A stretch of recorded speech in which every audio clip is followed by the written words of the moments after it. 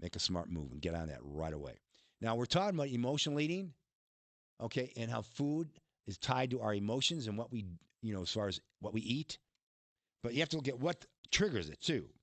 So here's some strategies that could help you stop emotional eating. You need to, one, get down to the root cause of it. A bad day at work or fight with a friend or spouse are short term issues, but emotional eating can stem from bigger issues too. These include chronic stress, long term anger, depression, and other concerns. If these apply to you, you may benefit from counseling, stress management, exercise, and other techniques. Did you hear the term exercise? What do people do this time of year? They don't do it. Or even other times of year, they don't do it. They find all kinds of excuses. I am too busy. Never too busy. 2 to 3 days a week, 30 minutes. Next one, ask why you're eating. When you walk to the refrigerator, pantry, or vending machine, pause and ask a simple question. Am I really hungry? This is a fact. People pick at food all day long, and they're not even hungry. In fact, it's mindlessness because they don't even realize they're even doing it. They suggest rating your hunger on a scale of 1 to 5, with 1 being you're not hungry at all, and 5 being you're so hungry that you would eat the food you hate most in the world. It's too easy to just dive into mindless eating, but by asking yourself this question, you are at least recognizing your motivation. If your hunger clock is at a level 3 or 4, they suggest grabbing a healthy, balanced snack within 15 minutes or a healthy, balanced meal within 30. If your physical hunger is lower than that, it's recommended an alternative activity like drinking a cup of tea, sugarless, or water, or go for a walk. Keep busy. Then they suggest swap out the worst snacks with healthier snacks, like things like celery or cucumbers, or even a handful of nuts. Then they suggest choose foods that fight stress, things like tea, green tea, that have the amino acid L-theanine. Now, L-theanine is a tremendous supplement, to be honest with you. Tremendous. You can buy this over the shelf in a health food store. It increases the alpha brain waves in the brain, the calming waves that calm you down. It's also very effective when it comes to lowering blood pressure. It's one of those things that are recommended because what it does is calms you down. So again, get a handle on it. And I tell people, I've been exercising since I've been a kid. 14 years of age, the first time I lifted weights. I'm 68. All these years. And I can tell you, with all sincerity, that exercise is the best antidepressant on this planet. I do it 5 days a week, 30 minutes at a time, sometimes less. And I can tell you, it gives me an endorphin fix. It gives me an emotion fix. It's easier then for me to deal with the issues of the day when I exercise. And you can experience exactly the same thing. And this is the good time to make a commitment to start an exercise routine. Don't wait till January. Get on it now.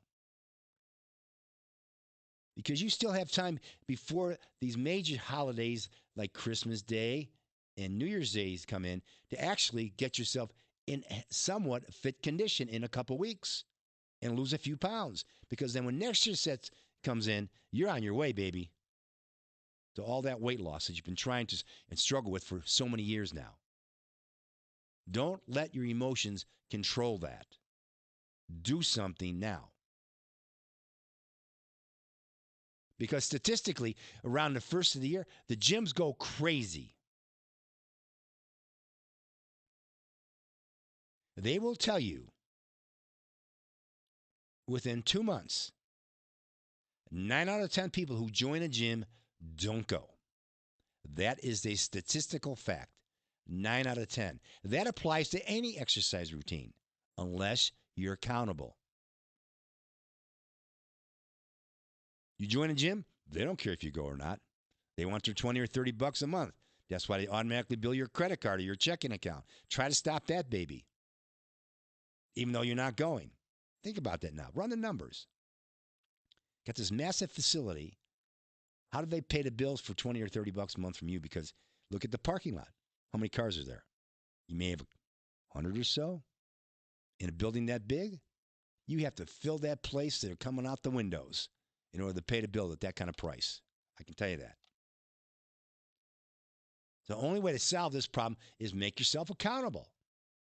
Somehow, some way, some form. Gyms don't do it. The same thing applies to diets. The average American going on a diet goes on 13 different ones in a year. 13 different ones. Why is that? They're trying to find the problem to deal with their emotional eating by going from diet to diet to diet to diet. Because you know why? The diet they were just on, they didn't stick on it long enough to see any results. So they're looking for something to help to get control of their emotions by going on a different diet because they're not losing the weight fast enough, because they're not sticking on the diet long enough. Any diet will help you lose weight. I have my preference because mine works better, and also at the same time, the health benefits outweigh the rest of them.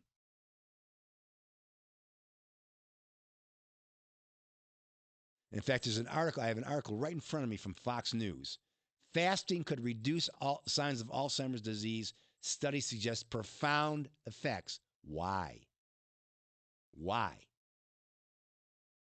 Because it controls blood sugar.